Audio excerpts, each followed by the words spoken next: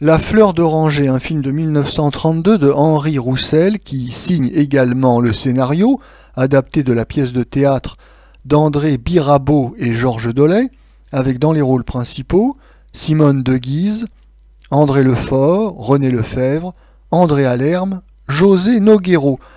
Le sujet: André Lefort, qui aux assises représente le ministère public avec autorité, passe dans sa famille à la fois pour un tyran et pour un juge impitoyable. Son fils, René Lefèvre, n'ose lui avouer qu'il s'est marié avec la charmante Simone de Guise. Et bien évidemment, cette situation génère toute une série de quiproquos jusqu'au jour où André Lefort, qui ne demande qu'à s'attendrir, montre son vrai visage. Notre avis: Henri Roussel, le réalisateur, a surtout été actif à l'époque du cinéma muet. En effet, il n'a tourné qu'une petite dizaine de films sonores et parlants. Et parmi ceux-ci sortent du lot La fleur d'oranger en 1932 et Arlette et ses papas en 1934. Comme la plupart des films français tournés à l'aube du cinéma parlant, La fleur d'oranger est une fois de plus une adaptation d'un vaudeville à succès. Alors, pour éviter le piège du théâtre filmé, le réalisateur va essayer d'agrémenter son film de quelques séquences tournées en extérieur ou de quelques séquences de balades en voiture. Mais comme l'écrivait François Vineuil, nous ne sommes pas dupes de ces petites cartes postales en plein air et de ces séquences automobiles. Malgré ces petits intermèdes, tout ça n'est pas du cinéma, c'est du théâtre filmé et ça reste du théâtre filmé. Et nous ne sommes pas trop mal tombés avec La fleur d'oranger, qui est une pièce de théâtre plutôt rigolote et qui, comme son nom l'indique, est une histoire de mariage. En effet, un jeune marié interprété par René Lefèvre n'ose pas avouer à son père tyrannique, André Lefort, qu'il a épousé la charmante Simone de Guise.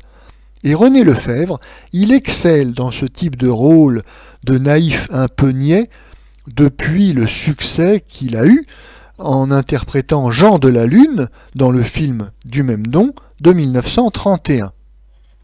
Oui, ici, il y a un comique de situation assez amusant à voir ce grand dadais de René Lefèvre inventer toute une série de mensonges et s'enferrer dans une série de quiproquos rocambolesques, tout ça pour cacher à son père l'existence d'une femme qui n'est absolument pas compromettante, puisque Simone de Guise n'est ni une femme de mauvaise vie, ni une maîtresse illégitime, mais bien au contraire, elle est sa charmante épouse légitime.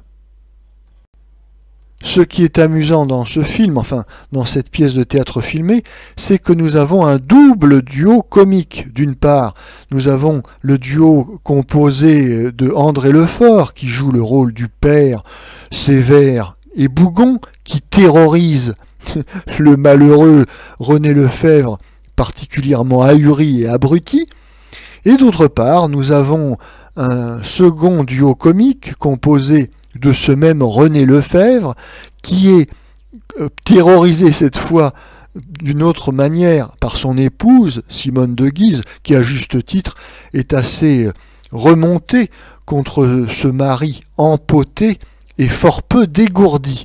Oui, en 1932, il y a toujours quelque chose de comique à voir une femme porter la culotte, comme on dit.